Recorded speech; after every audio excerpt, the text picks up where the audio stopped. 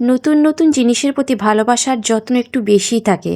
আর কিছুদিন যখন হয়ে যায় ওই জিনিসটা পুরনো হয়ে যায়, তখন আর সেই আগের মতো যত্ন আর ভালোবাসা ওই জিনিসটার প্রতি আর থাকে না। ঠিক তেমন হয়েছে আমার মেয়ের। ওর বায়না ছিল নতুন নতুন ওর যে খেলনাগুলো ওইটা দিয়ে ওর বিছানাটাকে একটু সাজিয়ে দিতে হবে।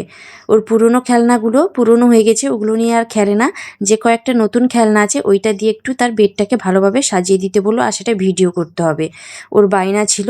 তো যাই হোক, দূর থেকে দেখালে হবে না, ওর কাছে থেকে হয়ে ওর খেলনাগুলো দেখাতে হবে আর তোমাদেরকে জানাতে হবে ওর খেলনাগুলো কেমন হয়েছে। তোমরা অবশ্যই কমেন্ট করে জানাবে ওর খেলনাগুলো কেমন হয়েছে, আর আমি যে সাজিয়েছি তোমাদের কেমন লেগেছে অবশ্যই কমেন্ট করে জানাবে। এটা আমার জানার নয়, এটা আমার মেয়ে জানতে চায়।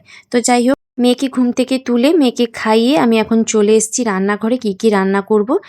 তো আমি যা যা রান্না করব আমি সবকিছু কেটে ধুয়ে পরিষ্কার করে নিয়েছি। এই ভিডিওটা অনেকদিন আগের রান্না বান্না দেখে মনে হলো এটা কোনো এক শনিবারের ভিডিও, মানে শনিবার যেহেতু আমাদের নিরামিষ খাওয়া হয় তাই এখানে নিরামিষ রান্নার আয়োজন করেছি। তো এখানে একটা সবজির তরকারি করব, এই যে পুঁইশাক, কুমড়ো, বেগুন, আলু কেটে নিয়েছি। আর এখানে নিরামিষ আলুর দম করব। আর এখানে পটলের একটা তরকারি করব। পটলগুলো আমি এইভাবে কেটে নিয়েছি।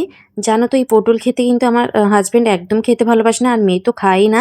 ভাবলাম পটলটা একটু অন্যরকম রান্না করি, মানে আলাদাভাবে একটু রান্না করি যদি খাই। আর তো সবজি খেতে ভালোই লাগে, আমি তো সব রকমের সবজি খাই। তবে যাই হোক, আমি পটলের এই যে মাঝখানের পুরগুলো বের করে নিয়েছি। একটা বাকি থেকে গেছে, তো এটাও বের করে নেব। অনেকটা বেলা হয়ে গেছে, তো যাই হোক মেয়েকে যেহেতু পড়িয়ে তারপরে রান্না করতে এলাম, ওকে খাইয়ে পড়িয়ে তারপর রান্না করতে এসেছি, তাই একটু দেরি হয়ে গেছে। তো যাই হোক, এখানে আমি সবজির তরকারিটা বসিয়ে দিয়েছি 5 ফোড়ন দিয়ে আর লঙ্কা দিয়ে। তারপরে এখানে যে লবণ হলুদ দিয়ে সবজিটাকে আমি ভালোভাবে কষিয়ে রান্না করে নেব।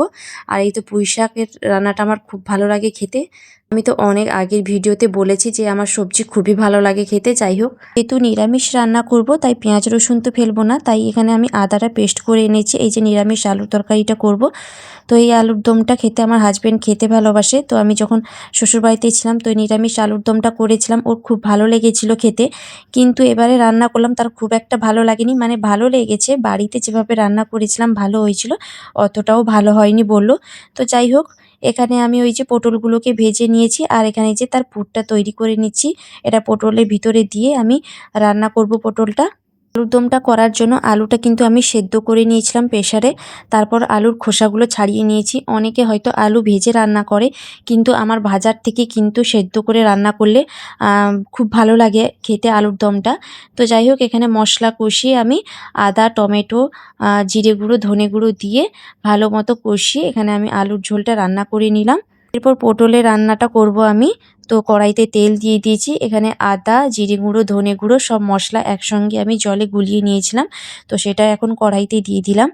দিন হলে আমার বরের কিন্তু খুব কষ্ট হয়ে যায় খেতে। তো শনিবার বাদে আর অন্য দিন যদি কখনো নিরামিষ রান্না করি সবজির তরকারি, মানে পেঁয়াজ রসুন ফেলি, কিন্তু যদি মাছ ডিম না করি তাহলে কিন্তু ওর জন্য ডিম আরও ভেজে দিতে হয়, মেয়ের জন্যও ভেজে দিতে হয়, কিন্তু আমার ভাজা দরকার হয় না। আমি তো নিরামিষ রান্নাটা আমার খুব পছন্দের। তো এখানে আমার নিরামিষ আলুর দমটা হয়ে গেছে, এখানে সবজির তরকারিটা হয়ে গেছে, এই যে পটলের তরকারিটা হয়ে গেছে। আমি সামান্য গরম মশলা গুঁড়ো অ্যাড করে দিলাম আর একটু ফুটিয়ে আমি নামিয়ে নেব। তো পটলের তরকারি খায় না, তবে এই রকম রান্না করেছিলাম বলে ও 2 পিস পটলের তরকারি খেয়েছিল আর বাকিটা আমাকে খেতে হয়েছিল। আর মেয়ে তো খায় না। তারপরে এই যে আকাশের অবস্থা খুবই খারাপ, মেঘ করেছে, তো আমি রান্নাঘরে জানালা দিয়ে দেখালাম।